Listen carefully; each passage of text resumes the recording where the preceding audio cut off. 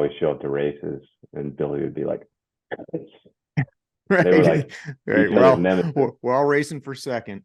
Yeah, exactly. Good morning, Morning, Holly. Holly. Hi, good morning. Sorry, I'm a minute late. No, that's okay. You're not a minute late. You're right on time. Um,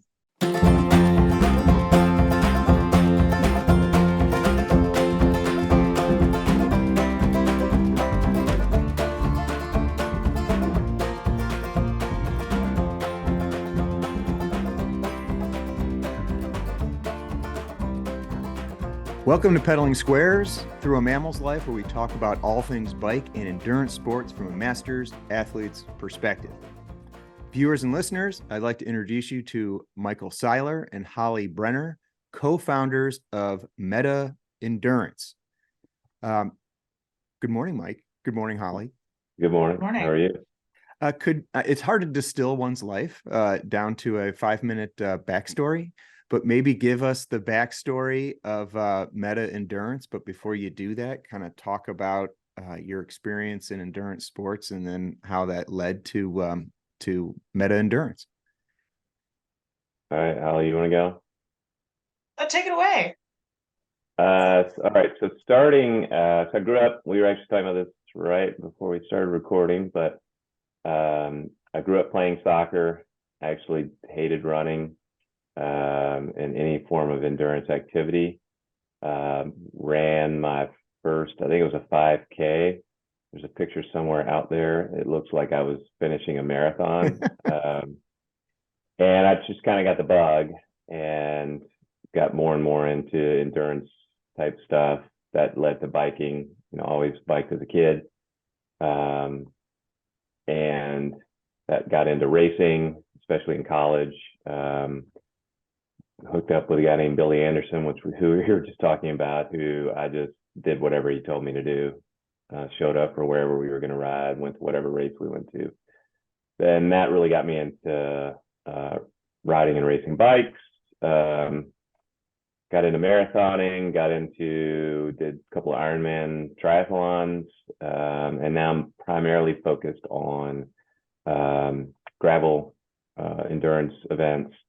Raced cyclocross for a bunch of years. Since Nationals is going to be in my backyard, Yeah. I think I may have to dust the bikes off again and Get ready for it. give it a go. And so just been all in on endurance sports,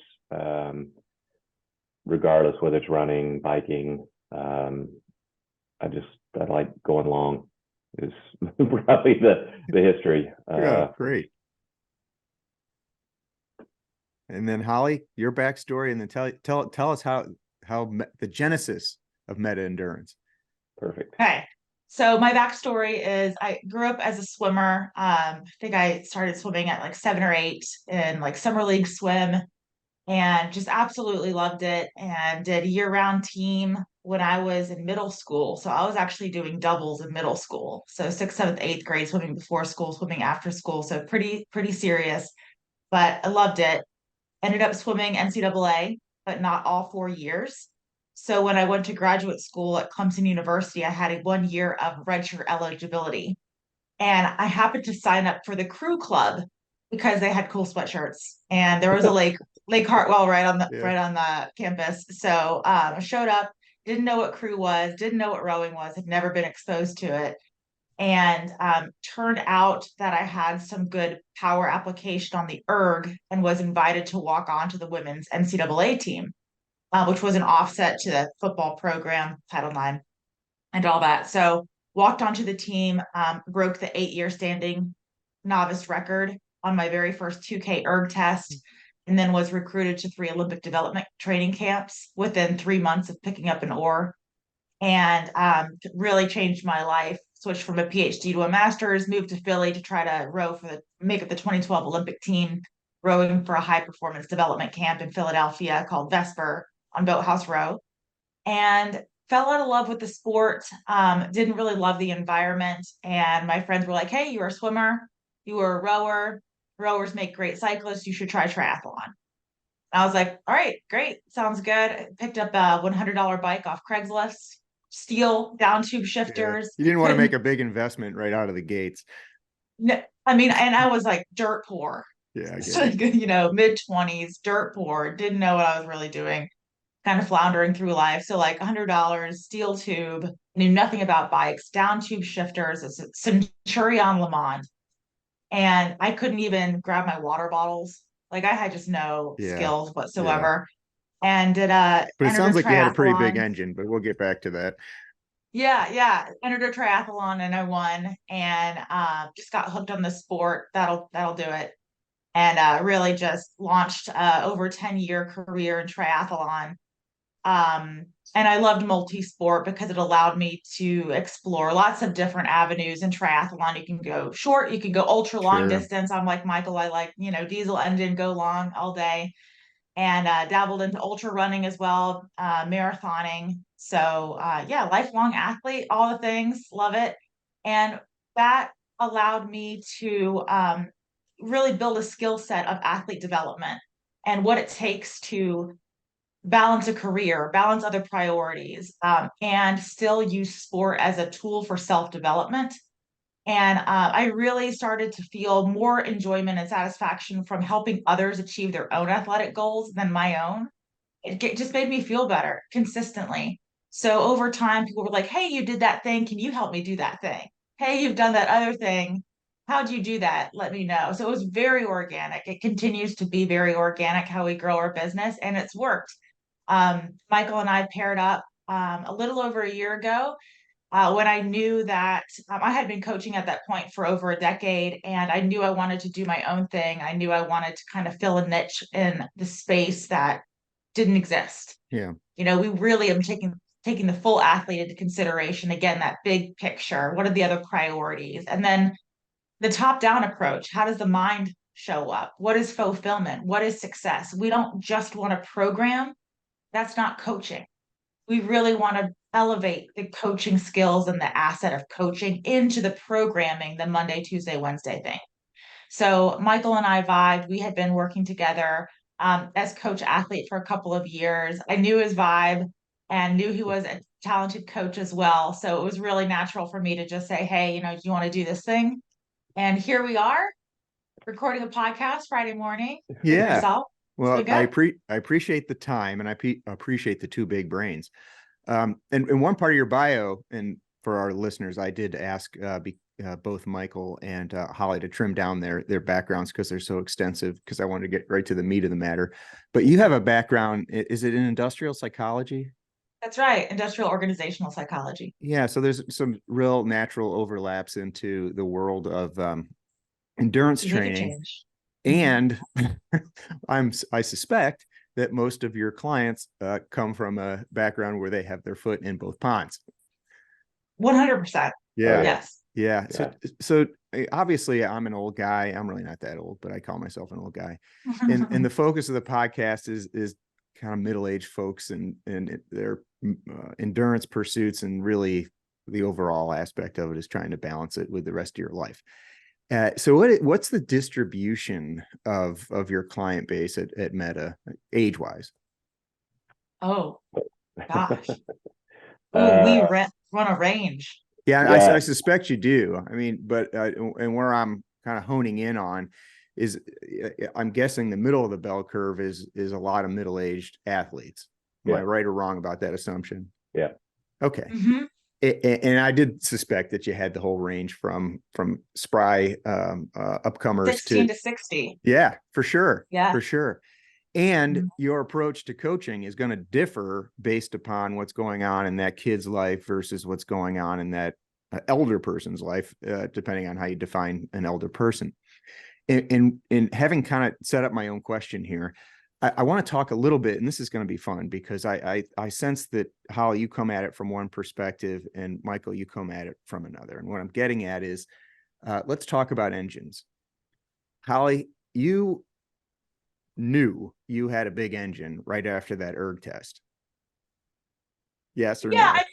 I knew I had a capacity to hurt. Okay. And then Michael, you come from a sports background. Yeah. So you're like me. I also came from a soccer background. When you walk on a soccer field, you're bringing a lot of skill sets to play at once. as a soccer player, you're thinking about, your quickness, your speed, your field vision, everything rolls up into a soccer player. And you could be really deficient in one category and make up for it in another, For right? sure. There's a balancing act. If you're going to go out like Holly and get in the water or row, either you have the engine or you don't. Is that a fair statement? I think that's you can grow it, but there's a certain bore size that you have sure in your engine. And the only reason I hesitated is I do think you have a ceiling, you can nudge it up, and you often, like when I'm working with an athlete, if we're working with, say, power, like a cyclist, you can see gaps in their power distribution. And so you can shore up those deficiencies, but there is a limit. But that's where the focus switches more to, like, how do we shore up those deficiencies depending on the type of racing they're doing. Whether it's you need more endurance, so you need to be able at that, right at sub threshold, that sweet spot, be able to go really long. So we focus on that. Or you're doing crit racing, so we need to be looking at more of the shorter, really high intent, your explosiveness. Right. Let's focus on that. But the other thing that's also important is just the experience that becomes even more important. So if you're in a 4-man break, and 3 of them are big sprinters, Been there. I knew if I got in that kind of thing, I was going to pull a Cancellara and go at like 2K to go, right, and just try to make it as hard as I could, so they had no snap in their leg, because they were going to out sprint me if I waited till 400 meters. Yeah. And that's the coaching side of it, right? You're guiding them through the sport. Now, take me back to like an intake. New person comes on board at Metta. You don't know them from Adam or Eve. You're trying to size them up. They may have never trained with a power meter. What kind of assessment tools are you guys using in that, that first month or two? Because to your point, Michael, you go over time and you've got a data set of 2 or 3 years, you're going to find those holes in their distribution curve, and you can tighten that up. You may not have the benefit of that with somebody coming either to the sport brand new or coming at it from swimming and they don't even know what a power meter is. I mean, what tools are you guys using right out of the gates to not size them up, that's the wrong way to put it, but to kind of assess what your athlete's capable of? And then where I'm going to take this question is, how do you do goal setting with your clients? Sure. I could grab that. Sure. So onboarding is really, first is that initial conversation where we just have a talk, we meet, as a casual conversation, making sure the vibe is right, seeing if they've worked with a coach before, assessing any previous or ongoing injuries, what they're looking for, really what's on their heart and mind, and getting a snapshot of who are we talking with. Then Michael and I have developed a 1-month high touch onboarding. And this onboarding program follows our Metta method of body, mind, soul. And we have coaching prompts that we really use to cement and, I would say, accelerate the relationship that we have between the athlete, the client. So these prompts really help dive deep and kind of peel back the layers, so to speak, on the mentality of what's driving them as an athlete. Where are they challenged? Where are they challenged? Where do they find success? What is supporting their success? What's holding them back? How do they view themselves? And these prompts really help us engage in the coaching conversations that we hold weekly throughout that first month onboarding. And again, that really helps us understand and learn about each other. During that time, we can assess, and I know Michael would answer the same way, but we start with where the athlete is. So what are they working with? How are they showing up? How much time are they spending currently? What equipment do they have? We're not interested in getting them, buying all the bits and bobs and all the technology that you can go crazy with. Yes, you because can. Frankly, that's not important. It's really important to start with the basics and then nail the basics. You don't need anything fancy. You don't need power meters. You don't need the best bike to nail the basics. We want to start to build that habit consistency and really get them good at the things they need to be good with, no matter what their goals are. And then we can bring in tools and assets like power or stride meters, which is power meter for running, heart rate, of course, which is, easy, accessible, probably one of Wasn't the best always. things. I That's can true. remember No, running it's around not. with a polar that was Yeah. like this big on my wrist. Yeah. Yeah, absolutely. And then people have different tolerances, right? Some people are just geeks for technology and for all the tech, all the gear, and other people don't want anything to do with it. So it's really navigating a person's comfort level so that we can get the data and the information that we need in order to make sure we're developing that athlete plan. Yeah, from a cycling perspective, I'm showing a little bit of my bias here. Do you guys have a preferred FTP test? The 8 minute versus the 20 Ooh. versus a ramp test. So for years I've used the 8 minute test. Yeah. It's the upside of the 8 minute test is you can do it. It doesn't totally crush the athlete. Done for a week. Yeah, and they're done for a week. I mean, if you read all of Steven Seiler's research on FTP, he said there is no replacement for the 60-minute test. But yeah, and I would agree with that too. Who wants to do that? So the Yeah. science says 60-minute is the gold standard. But I'd started moving more towards the 20-minute.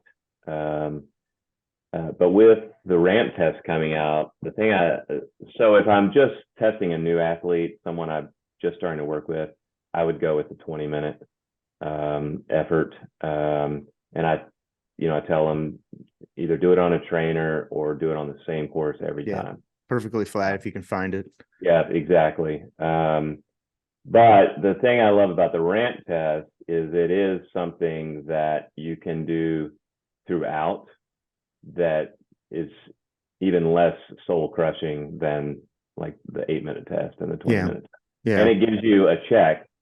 That said, I also use the WKO software, which was the precursor to Training Peaks. Right. And you can get a really good approximation with enough data of someone's FTP to at least know you're going to be about here, so we can get started working and then do a test later. Yeah, my editorial comment on your answer is that I think a 20-minute replicates something that's going to happen in a race too. Like that's a really sustained effort, and everybody's got to have a 20-minute or two effort in their pocket during a race, where an 8-minute is more a bridge gapping effort, and you can extrapolate data from it. But a 20 is you got something in your back pocket that psychologically you can take forward, even if you're not testing, you're racing. You're like, I know I can hold this for 20 minutes. Well, we did. Yeah, there is a positive psychological aspect of that. Just to build that mental, like, okay, I can do this. I can hold this power for 20 minutes. And when I was using the 8, I was doing 2 8-minute sessions. Right. The break in between. But yeah, I do like the psychological aspect of the 20-minute. And what are your thoughts on? They're so hard to find VO2 tests. The interesting thing, depending on like University of Louisville, they have a sports science lab. That's right. And so if you check a local college that has like physical science or some sort of degree, you've got the students in there, they need the experience. And I think it's like $25.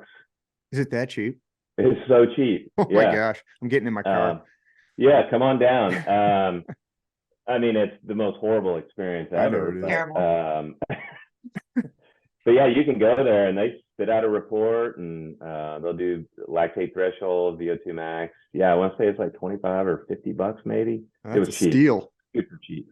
Yeah. For all you Kentucky listeners, head down to U of L.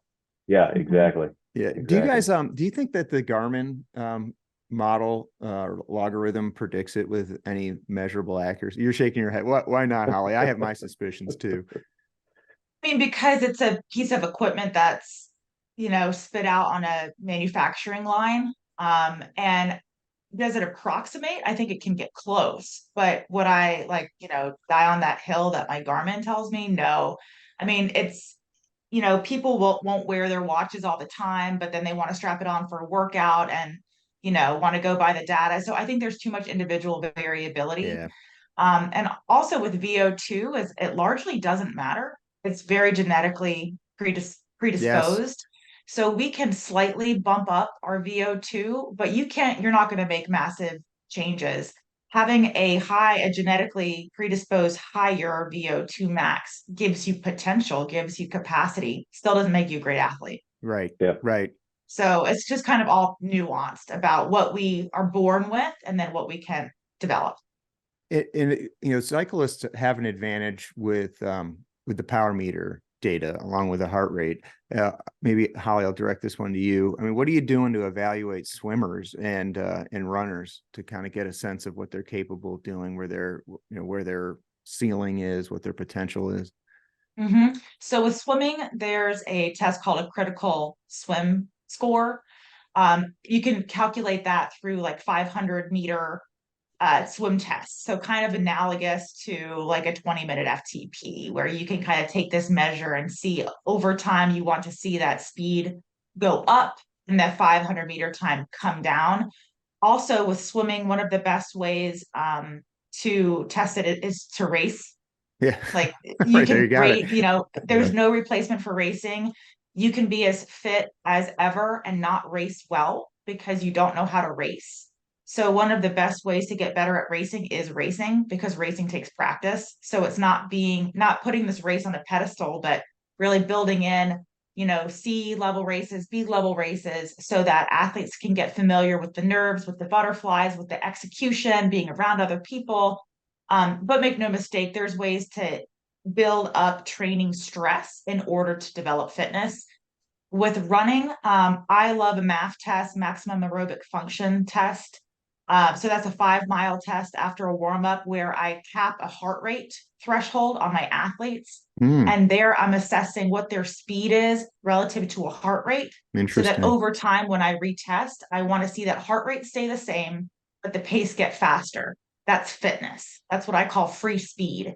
If we can develop aerobic capacity, that athlete will move faster without more physiological stress. Mm-hmm. I caveat that with a max heart rate test. So that's a little over a mile all out on the track as a measured standard metric and procedure. And there I'm really looking for a ceiling, a threshold, just to make sure that I'm balancing their aerobic capacity, their threshold ranges. Everybody's max is different. Some people can really get up there. So that's a pretty important data point. So I do, a mix of those things, depending if it's a standalone runner or a triathlete. Triathletes get everything. Yeah, they do. They're good at suffering. Mhm. Yeah, Okay. the beauty of that MAF test is for runners is you can show progress to Yeah. the athlete without, like, it's literally, I mean, the first time I did it, Holly had me do it. I mean, I was almost walking, trying to keep my heart rate in the range. And sure enough, you just keep, as you keep training and you get fitter, all of a sudden the speed picks up, heart rate stays the same. It's just a great tool to show, if an athlete's not sure how they're progressing, it's like, let's go do another MAF test. Yeah. And I like that, because this is just occurring to me as I'm listening to the two of you. It's kind of the inverse of cycling. Like, you need a power meter because there's so much variability with speed. Where running, there isn't much variability because there's not that much wind resistance, but you use the heart rate as the baseline, and then you can, that's fascinating. You're measuring speed gains over time, and it's just like, this is what you're capable of doing at threshold, and it's getting faster. So you are improving. Yeah. Well, that's great. And maybe quickly talk to me about setting up a training. Do you guys do it on a yearly basis? Do you do it, working backwards from races? And how do you do that? And how do you communicate it to your clients?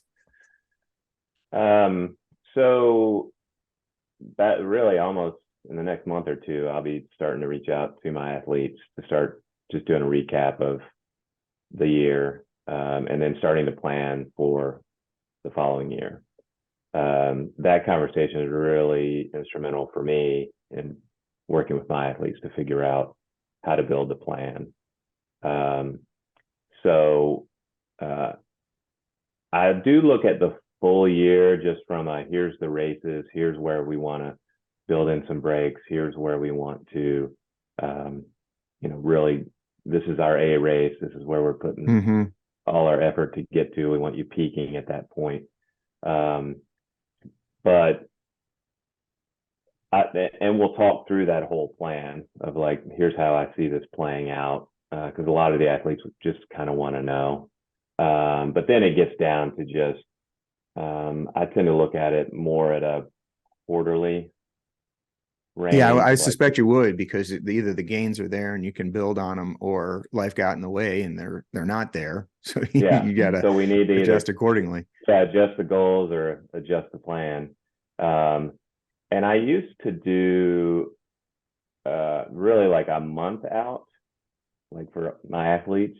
And I've gotten much more to about just every 2 weeks. I'm just finding, we talked about it earlier when we started the call, of just how do you balance life and, these pursuits and big goals that people have. And so I just found I was constantly having to adjust weeks 3 and 4 because a work trip came up, or something happened at the family or whatever. And so it's just, for me, easier just to do about 2 weeks at a time. That allows us, gives them enough view out into the future of like, here's what I can expect, here's what I need to plan around. But it's not so concrete that, I'm having to go back and rejigger the. Yeah. And if I could plug Metta a little bit here, that's the sweet spot you guys are hitting that's missing in the coaching market. Like if you look, and I'm not disparaging them, if you look at Trainer Road, they have great podcasts, they have a nice quality product, but you're just plugging in at a fixed rate and getting a canned plan back, and you just do it or you don't, nobody's observing it. Or you hire a coach, and I'm not going to use names here, but through a big clearinghouse or a national clearinghouse, and they assign you, and then you can get a certain rate. And then for a little bit more money, they'll talk to you once a week. And for a little bit more money, they'll talk to you twice a week. Yeah. And that's metered coaching, right? And you guys offer, if I'm not mistaken, you can correct me if I'm misstating your business model, you offer a different approach. Yes, because that's not coaching. That's a training plan. Right. And somebody's observing it for you. Yes. And why Michael and I click, and why we're so passionate about this, and why our athletes, frankly, have success. Like, don't take our words for it. Talk to the people that we work with. Right. Is because we get to know them. It's the coaching conversations. I've gone through formal education for coaching specifically. So has Michael. We've gone through individual programs, months and months and hours of study, frankly, hundreds of hours of study, in order for us to develop coaching skills. This is outside of anything athletic. These are coaching skills: how to connect with a client, how to ask questions, how to leverage insight, and help our clients, frankly, help themselves. We parlay that with our knowledge and expertise in sports and physical programming so that we can have behavior change and adapt a body to get stronger in order to reach goals. Everything that's along that development path happens in between the ears. Mm-hmm. What is pain? What is challenge? Why are these goals even meaningful? Because you want to get fit. Okay, why do you want to get fit? Why is it important? And to constantly have this conversation with our athletes so that we can keep them focused, keep them fulfilled, and keep them happy, healthy, and hungry. So no shade in coaches that want to spit out training plans. Not everybody wants a coach. Some people just want a training plan, and there's plenty of access for that. My personal beef is, don't call yourself a coach. Right. You're not doing a service to the coaching industry you're when a plan you call yourself a coach and you're a plan generator. Exactly right. Which is important and is a great skill. You have to know that fundamental so that you don't overtrain people, so that you can get them to the right place that they want to be. However, coaching is completely different. Mm-hmm. And I really, people conflate the two. And I really hope that I know that Michael and our goal is to really empower people, educate people to know the difference between a training plan and a coach. And I want to come back to biomarkers in a minute, but since we're talking about coaching philosophies, talk to me a little bit about pain tolerance. And what where I'm going with this is, talking about motivating people and understanding their tolerance for pain. And I'm not going to get on my high horse here, but one person's 100% may not be their 100%, and they vary. We have this myth out there that give me 110%. I don't even know where it came from. I don't know what it means. If I'm puking on an interval, I literally logistically can't give you another 5% or another 10%. How do you calibrate that with your athletes? And I imagine it takes some time to get a sense of where their pain thresholds are, and coach them through ceilings that they may bring to the sport. We all do. No one likes to suffer, but if you don't embrace suffering, you're not going to be a very good endurance athlete. Yeah, there's a great book by Matt Fitzgerald called How Bad Do You Want It? And he goes into the science of, how hard can people go? And people can go a lot harder than they think they can. The science bears that out, but a lot of it is between the ears of, I'm afraid to go harder. And, at least my approach is we just have to continue to give just manageable efforts and just keep moving that bar out a little further, because it really just takes, you probably remember your first big ride you went out, a super fast group, and you make it halfway through the ride, and then the next time you go out, you make it a little bit further, and you realize, hey, I didn't die then. And it's just continuing to just manageable, like just out of your reach, so you don't get deflated, but you do start to build the sets and reps of, oh, I can go a little harder or a little longer or a little faster, to just start to build such that you've got that, whether it's the memory or a tool come race day, to know, like, I've got this. I've gone this far before. I've gone this hard before. This is fine. I'm under control. And I think it's really just continuing to give those challenges and moving the marker. Now, let me pick a professional athlete's brain here on this point, Holly. And I want to talk a little bit about repeatability of efforts in training and in racing. And one of the things that, you look at the pro peloton, and it's like these guys can get off the bus and just knock out, these obscene 20-minute efforts, and then do it the next day, and then do it the next day, and then do it the next day. Where all of us, amateurs, myself, not you excluded from this category, will mentally benchmark their 5-minute effort at their absolute best Strava segment, and that's me. I'm going to let that define me, where it's like, Chris, I don't know if you could do that 3 times in a race. I don't know if you could do that 4 times in a race. And I guess what I'm honing in on inartfully is, there's, from a coaching perspective, and this is an assumption on my part, there's this convergence of how hard am I pushing the athlete, and now I'm starting to see them being able to repeat these really hard efforts in training on race day. And am I evaluating their race days against their training days, or do you expect to see a 5% bump on race day in 5-minute efforts, 10 minutes efforts, a half marathon in a half Ironman? Can you? I'm trying to get a question out there, but maybe you could tease an answer out of my question. So what I think I'm hearing is, how can you ensure progression in order to have the race that you think you're capable of? Yeah, and that you're, as an athlete, you see it as a coach, but as an athlete that you are pushing yourself hard enough on race day and not leaving anything in the tank. So with the repeated efforts, the best measure of fitness isn't how hard you can push, but how quickly you recover.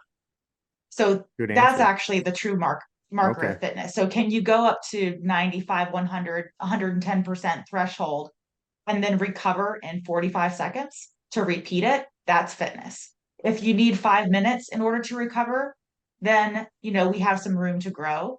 But truly, that's a great measure. And we can build in through intelligent design and programming sets and reps, if you will, that increase the duration at work and then bring down the interval at rest. And over time, you can get a really good approximation of what's possible in a race. Mm-hmm. Now, when it comes to stretching somebody for their true potential, because we all have like the central governor theory, if you've heard of it, we all have this kind of governor, just like cars, that tell us, that voice like, well, you might want to back off. Yeah. You might die. You're going to throw up and pass out. You should probably back off a little bit. That is kind of like the red line. And I like to program stretch sessions in workouts and training. The one way that you learn about your red line, what you can and can't handle, is to cross Yeah. the line. Sometimes that happens in races. We want to do that in practice. Mm-hmm. Practice is a place to fail. That's how you learn. Failure is the best learning opportunity. So I like to program stretch sessions that I think are beyond my athlete's ability. And what happens 99% of the time is the athlete nails it. Mm. They nail it. Do you warn them it's So coming? yes, Okay. absolutely. So what that tells me as a coach is they're not at their limit. And what that tells the athlete is that they're not at their limit. So now we bump everything up. Like they've earned it. Yeah. They've proved it to me. They've proved it to themselves. And that's a beautiful way to help kind of rewrite that narrative Mm-hmm. of what your capacity is. And then there's other tools. Sometimes I have folks run races without a watch because this is our governor, Yeah. right? It's not in I, here, it's here. I used to Or put the watch, masking like, tape over it. Yeah. yeah, exactly. Like, Yeah. my FTP is 300. I'm at 320. I'm going to blow up.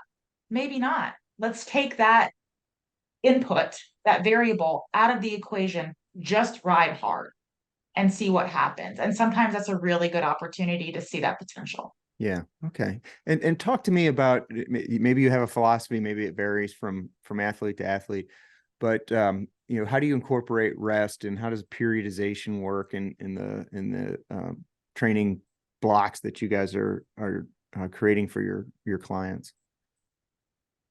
I mean, for me, it's funny. I probably focus more on rest I know.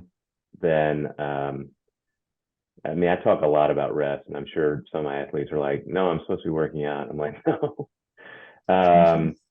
So part of it comes up. One of the things in that when I'm meeting what we call a discovery call with the new prospective athlete is, I want to know I will ask them, what day do you want to be your off day? And some of them look at me like, why are we talking about off days? I'm like, because you're going to have one, maybe two. Because it is so important. I mean, the foundations of getting good sleep, having time off, because your body adapts when it's resting. It doesn't adapt when you're out doing the intervals. The adaptation is a response to the intervals. And so if you're not building in enough recovery, developing good sleep habits, your body won't adapt. You'll just get burnt out, and it's just not sustainable. I typically, with most athletes, it's a 4-week cycle, with the 4th week being a lower volume. Mm-hmm. Depending on what they're doing, could be lower volume, but a little bit higher intensity, just to, sharpen the tool. And then we pick back up on that at the end of that cycle with another build that's, higher than the one before. And you just keep, as you're building towards that either block of racing or that big A race they're doing. And walk me through the biomarkers that you guys are using to evaluate whether your clients are resting. Well, I mean, I love when an athlete's wearing a Whoop, or even the Garmin and its body battery. But the big things I look at is sleep, HRV, resting heart rate. Those are the big three I tend to monitor. if I start seeing an athlete struggling, one of the first things I go back and look is like, okay, have they been sleeping? Right. What's their HRV? Because, your body, stress is stress. The stress response is the same whether you're getting attacked by a bear or you're getting ready to present to 200 people in a big business meeting. Your body doesn't really Or put know on the a difference. podcast, whatever. Or put on a podcast, exactly. Yes. And one of the things I like about products like the Whoop and Garmin with they're recognizing that stress is stress, and you can't just focus on the training stress. You have to focus on what was your day like, what was your week like, and both Holly and I will make adjustments and want to teach our athletes. One of Holly's athletes skipped an interval session this week because they just mentally needed a break and wanted to just go ride their bikes. Yeah. So that's what he chose to do. But it's teaching the athletes to be able to monitor themselves and to say, I think honestly the best thing for me because of how I'm feeling is to just have an off day, or so that they get in tune with that, and we're not 3 weeks in and they've dug themselves in a hole and been there. And now we gotta get you out of that. Yeah, the knee-jerk endurance athlete's response to needing more sleep or rest is like, well, I'll just power through this. Exactly. Yeah. And I want to add in here, because this is big. I mean, this is a pillar, teaching an athlete if they need to be taught how to rest. A lot of athletes come to me as compulsive, meaning they're going to train regardless. If they're sick, they're going to find a way to get a little bit in. If they're injured, they might try to find a way to get a little bit in. They're racing all the time just because, and it's chronic overtraining that's compulsive. That's a problem. We need to teach athletes the benefit of rest. And if an athlete has an inability or extreme anxiety and resistance to resting, that's a coaching conversation. That's an area to lean in and discover where that hesitation and that fear, frankly, is coming from. And that's a chance for Michael and I to educate our athletes that resting is training. And the only way to get better is to rest. I like to say, no one wins training. Easy days, easy, hard days, hard. Right. And it's really about finding peace and knowing that resting literally is a part of your training plan. You rest so that you can maximize and continue to get stronger. And along with the Whoop, heart rate metrics, sleep data, it's the conversations. Again, it's the conversations. If I'm talking to my athlete and I hear a low affect, I'm hearing stress. Oh, I got this going on at work, and my family's doing this, and I'm trying to get my work in and my workout in, and this and this and this. We've all been there. It's like, whoa, let's lighten the load a little bit. Right. How can we modulate the stress so that we can manage you as a whole person? So again, the coaching conversations are key because we need quantitative data, Whoop, heart rate, HRV, and qualitative. And it's the two together that's the powerhouse. Yeah, not to make the podcast about me, but this year was a big year in my household. I graduated 3 kids from high school, had a death in the family, and one of my best friends in the whole world was in the hospital in need of a transplant. That all was from January to June. Wow. And I had cleared the decks. I just said, I'm not racing this year. I'm going to do one race. Michael saw me at it, and that was it. I said, this is it. I'm doing one race this year because that's what my life permits. And if I try to do anything more, I know what I'll do. I'll short circuit. Yeah. Right. Because you knew all that life stress was dropping a load on your system.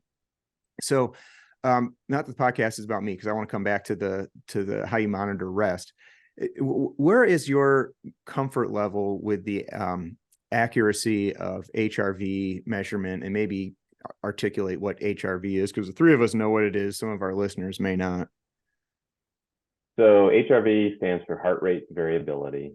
So we grow up thinking that our heart rate is like a metronome, boom, boom, boom. But actually, in between beats, there is variability, but measured in milliseconds. So they're not regular.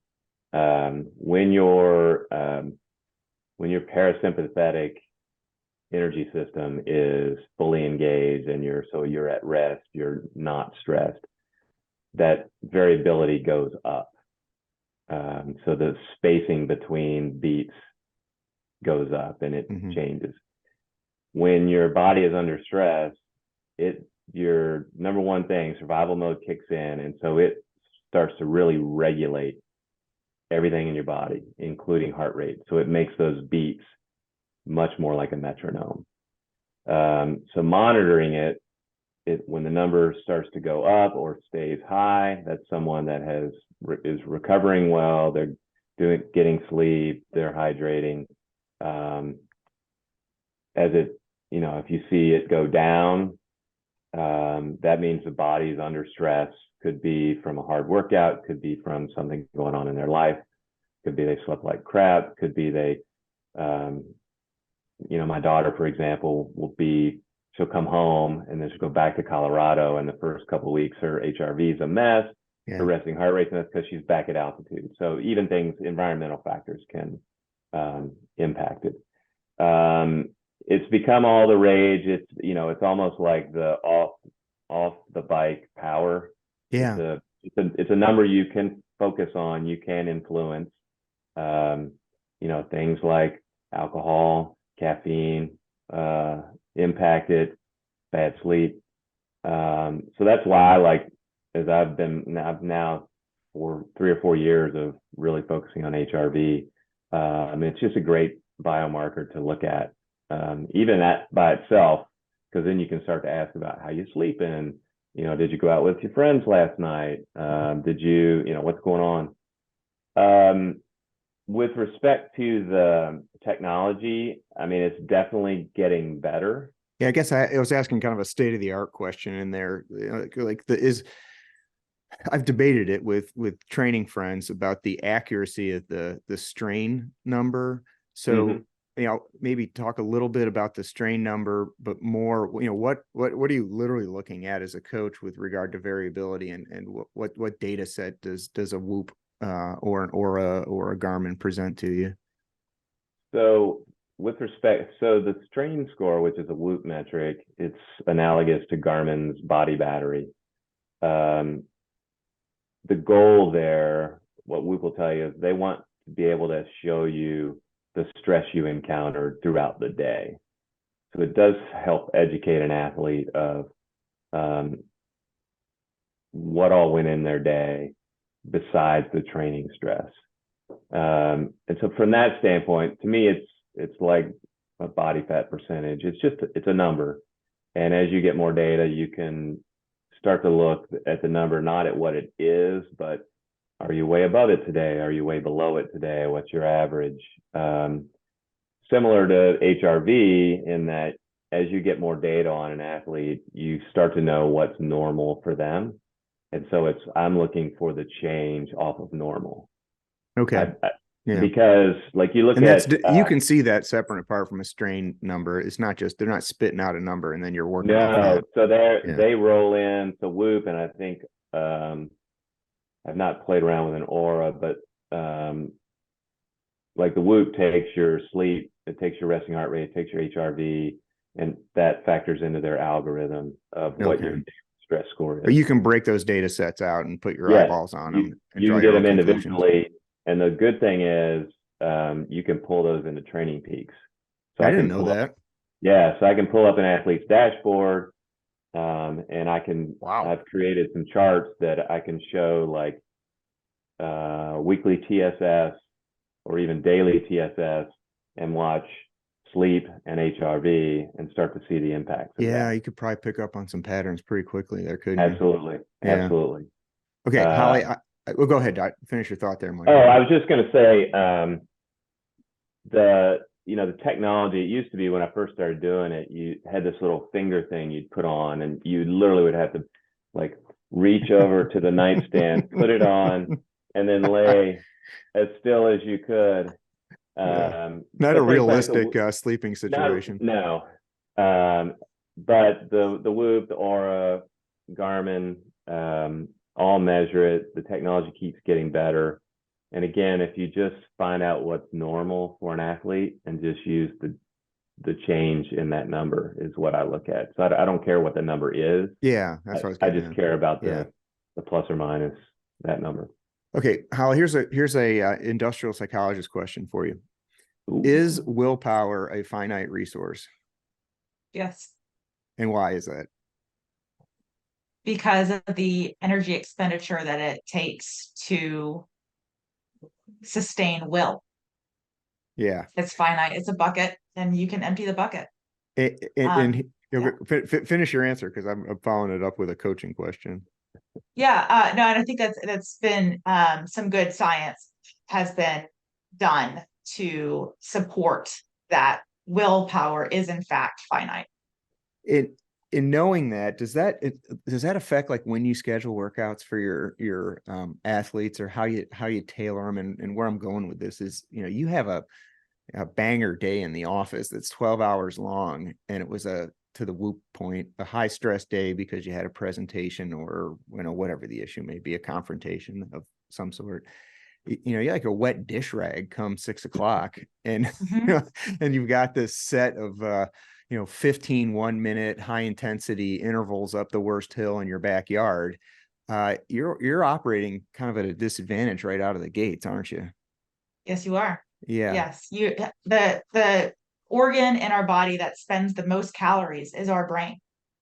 If your brain has been on for 8-9 hours, executive functioning, and then it needs to show up and pay attention to hitting watts for a certain time, you're asking even more. If you're low glycogen, maybe dehydrated, just tired, it's a big ask that can contribute to too much load on the body, especially depending where an athlete is in the week, in their build, in their block. And frankly, like that's where a coach comes in. I mean, I know that I can speak for both Michael and I. I mean, my athletes, they'll text me, "Hey, coach, just had a killer day. It's been 9 hours at the office. I'm exhausted." It's like, you know what? Okay, we're going to switch things up. Can you take those intervals? Just go ride. Don't even worry about bringing a computer. Can you just de-stress? If that's not realistic, we'll just move some things around. And as part of the education of teaching our athletes that we're here as resources, as tools, we want to help support their success. We're not militaristic, right? It's not you do this or else. If your training is on a precipice so small that your performance is beholden to one workout, you're doing something wrong. It's better to quote Cunningham, a great running coach, it's better to be consistently good than occasionally great. We need to sport the systems to be consistently good and to understand when we can show up and when we need to let it go for another day. So that dovetails into some discussion about self-talk during training, which is sometimes different, sometimes the same as self-talk when you are racing. And I suspect you can persuade me that this suspicion is wrong, that most of your athletes do not come to you with a disposition for positive self-talk when they're racing or when they're training. Those inner critics, those saboteurs, they are loud. So this is kind of a two-part question. The first is observational, and the second is actually a question. So, I guess it's my podcast, so I can make it about me, and get some free coaching. There are times where I would go into an interval session and I couldn't hit the first two, or I'd drop off on the third, and I'd just get mad as hell and go home and try to come back at it the next day. All right. And I let go of that and just started telling myself, you know what, you're actually increasing your anxiety level for day 2. So just work with what's in the tank, knock out the workout, get some sleep, just to Cunningham's point, get the workout in, get your lunch pail and just knock it out and stop being so self-critical. And then over time, I realized that maybe I should start talking to myself like I talked to one of my sons, instead of the guy that used to be cracking the whip for the previous 30 years of my life. And that did, I'm not saying I got any improvement in my watts, but it was a sea change in self-talk. I mean, it took me almost 4 decades to get there. So I don't even know if there's a question in that, but it's an observation about what occurred between my ears. How are you coaching up your athletes during training from self-talk? And is it different on race day? Ooh, good one. It's interesting. I just wrote a post on LinkedIn about the reticular activating system, which is the easiest way to explain what the reticular activating system is. It's a filter. And so the example I gave is you start thinking about buying a Subaru Outback, and all of a sudden that's all you see driving around is Subaru Outbacks. And that's your reticular activating system filtering out, because you've told your brain, this is important to me, filter out everything else that isn't a Subaru Outback. That's what happens with self-talk, is your brain is saying, either it's negative self-talk and it just keeps presenting evidence to you, and it goes looking for examples to make sense of to validate what you're thinking. So it goes and says, oh, I messed that up. Oh, I'm not as fast as that person. I'm never going to be able to do this race. And so it just keeps going.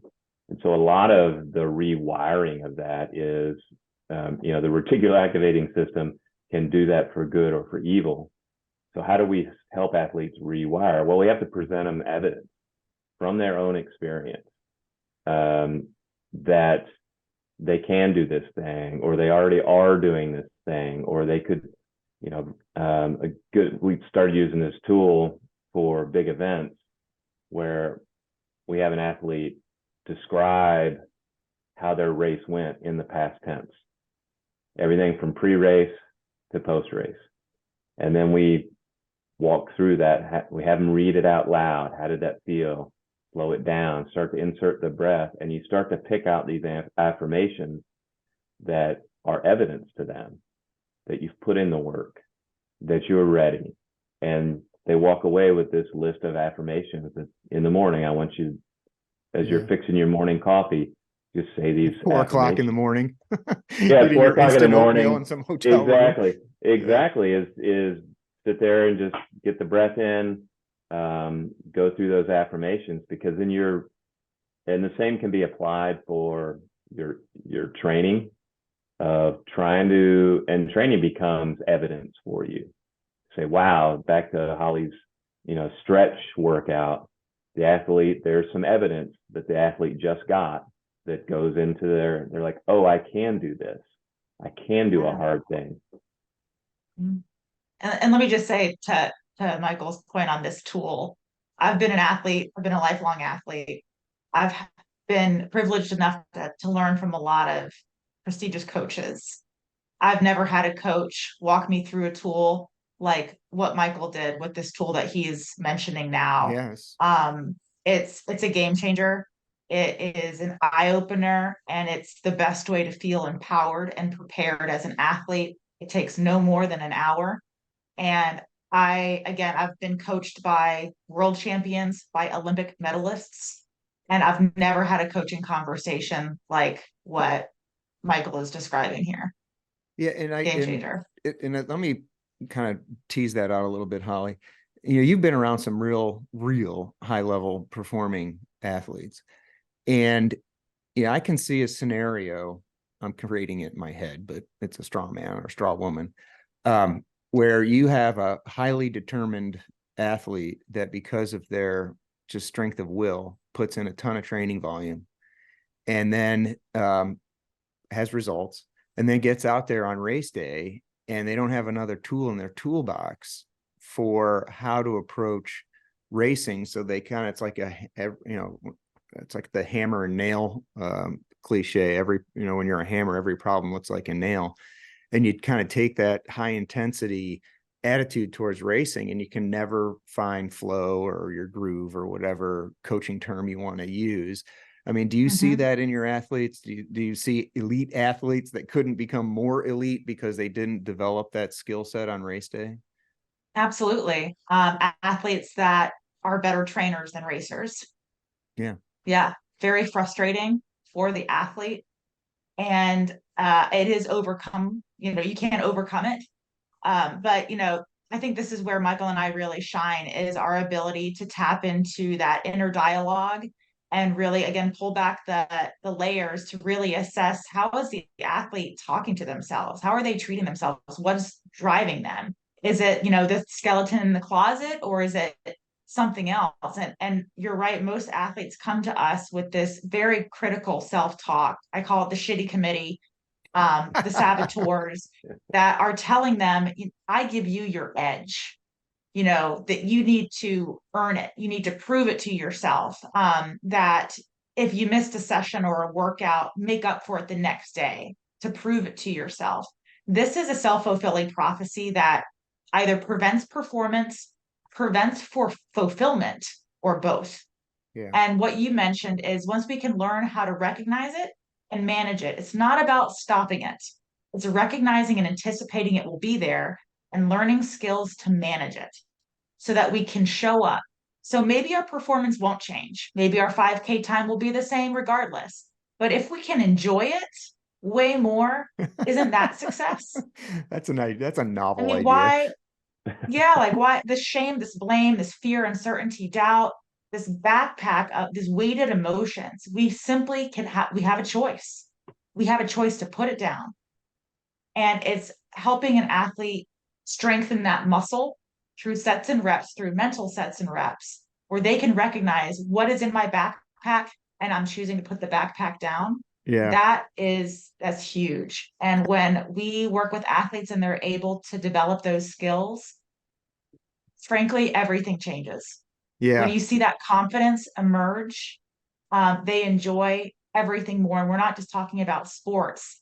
We're talking about life, relationships, work. It's radical. Yeah, I reserve the tailbone of my kit for my law firm's logo, but I've always thought about putting, like, this is supposed to be fun. Remind everybody on a group ride that, guys, this is supposed to be fun. Right. None of us are getting paid for this. In fact, we're paying coaches and spending a lot of money on bikes. So that's absolutely. And fun is fast. Yeah, you're right. Oftentimes. Yeah. Mm-hmm. Yeah. So this lends itself to a kind of a line of questioning on dealing with middle-aged athletes. Do the two of you have rules of thumb on, or isn't there one, on decreased performance over time? You read the literature about what age you peak at and when you can expect to see a drop off. I casually referred to it as arresting the slide, so that, if my FTP is in the same place it was 10 years ago, that's kind of a win, versus being upset that it's not moving forward, because we're managing increments at this age. Like, it's tight. My dad used to call that slowing down the slowdown. Right. Do you have rules of thumb, or isn't there, or where are you on the literature? Just the evolution as we age. Yes, we're getting slower, and that's why. And being a middle-aged athlete myself, I have had to struggle and still struggle with it. It's why, if you look at the stem on my training bike, I still have my Ego Watt FTP there, even though it's probably nowhere near that right now. But what I really want athletes to be able to do is to realize they're not competing against their 20-year-old self. They're trying to be the best they can be right this minute. And if whatever 300 or 325 is what you got today, great. And you're doing all the work, and you're chopping wood and you're carrying water. That's a great number. I don't care what it compares to 10 years ago, 20 years ago. We're trying to make you the best you can be right now. But that's hard. I was like, even running now, I reflect back on, oh my God, I used to go out to runs and be doing 6-minute pace, and like, that's my that's super threshold for me now. but I think you just have to really, meet them where they are now. And our goal is to make them the best they can be right now. And that's even for people. I mean, I work with a lot of junior athletes, and, their best today, they're still on the rise. So, but I'm still focused on making them the best they can be right now. And next year, that number is going to go up a little bit, as they become 17, 18, get physically stronger, learn more. And then even my older athletes, it's about what's the best we can do right now with either what's going on in your life or just where you are in the context of aging. Holly, is it hard for you to break it to clients sometimes that they're either getting close to their ceiling or that they need to manage their expectations going forward?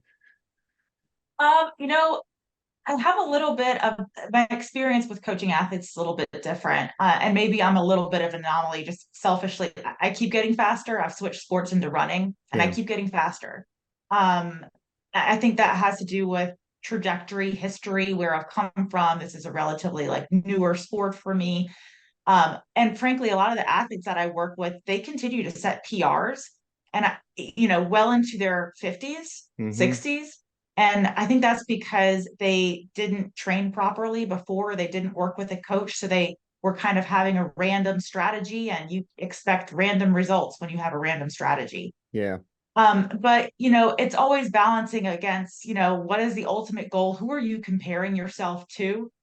We're not a Tour de France rider. Why are you comparing yourself to FTP as a 21 Yeah. year old? So it's always an interesting conversation around like, what is success? What is the goal? Where does fulfillment fall in there? And then how are you judging yourself? Because yeah, like Michael said, it's really about maximizing this moment. We're not living in the past nor the future. Future's just an idea. We're here right now. Why not make this moment matter and do the best you can? Show up, stay focused, work hard, and enjoy it. Mm-hmm. Yeah, yeah. My experience lands right in between the two of you. Like Michael, if I look back at my racing times as a runner, it was like, ugh, I don't even run anymore. It's like this is so deflating it's an experience. I don't even do it. Where cycling is something I embraced in my late 20s. So I don't have where I, a data set of when I should have been good at it. So Right. Exactly. there is some benefit to coming to a sport, whatever it is, late in life. But I want to use that as a transition to talk a little bit about variation in training and variation in sport. I mean, do you encourage that with your athletes? Yeah, definitely. I think one of the reasons why we see a lot of triathletes that can be in the sport for decades is that variation. It's that multidisciplinary approach. But it's healthy to stay engaged and to cross train. It keeps it fun. But one of the best ways to kind of release ourselves of that pressure of comparison is to do something you don't have any comparison Mm-hmm. to Yeah. just have fun with fitness. Try hiking, try grappling, try fencing, like whatever it is. When you have a fit body and a fit mind and you have these basics, this tool set, be dynamic with it. Jump into stand-up paddleboarding just because it can be fun to see what your body is capable of through movement. And sometimes I think people get so pigeonholed into a plan, into a procedure that they forget they can have some flexibility with it. And that is great balance. It's again, it can be an eye opener to just take yourselves away from that environmental condition and put yourself in a brand new situation. Yeah, I think it takes some of the pressure off because I suspect the temperament of a lot of your athletes they're just type A. It's cliche, but Type A plus. yeah, when Yeah. you can remove the externals that we all put on ourselves and just do something new or different, it refreshes your attitude about being engaged in sport broadly, not the sport that you picked. And that again, like as a coach, if we are getting a sense that our athlete is kind of stuck in a rut, they're being really hard on themselves, then we can provide that nudge. And we Hmm. all, as as adults, we want to think that we can do it all by ourselves. And you can, but you can often get farther faster when you work with somebody else, when you partner with a coach. So nudging somebody, be like, hey, have you tried this? Here's a couple fun events in your area. Like, go for it. Sometimes we need to give the athletes, give the clients permission. And sometimes once an adult, once you hear like, oh, I can do that, that's something I can do. Sometimes that's all they need to hear is that nudge, is that, permission granting, that it's frankly, it's easy to forget how much Right. autonomy we really have. Right. And Yeah. it is supposed to be fun. It is Right. supposed to be fun. Well, I know we're coming up on a hard break. So you can find Michael and Holly on mettaendurance.com, and that's Metta with 2 T's. Where else can they find you? They can find us on Instagram at Metta Endurance with 2 T's. Mr. Zuckerberg, that's 2 T's. You can also find us on Facebook. We spend most of our socials activity on Instagram. But that's the 2 best places to find us, our website or on Instagram. And if folks want to reach out to you directly, you have communication portals on your website that they can use? Yep, they can go to our website, and there's a form where they can reach out to us, or they can just direct message us on Instagram. And obviously, yeah. Yeah, one of us. Yeah, slide up in my DM. Yeah. Well, great. Well, thank you. My girls would go, nobody says that anymore, Dad. I know, a dad eye roll. I get lots of those around my house. Okay, well, thank you both so much for your time. Yeah, thanks, Chris. It was a pleasure. All right, great. All right.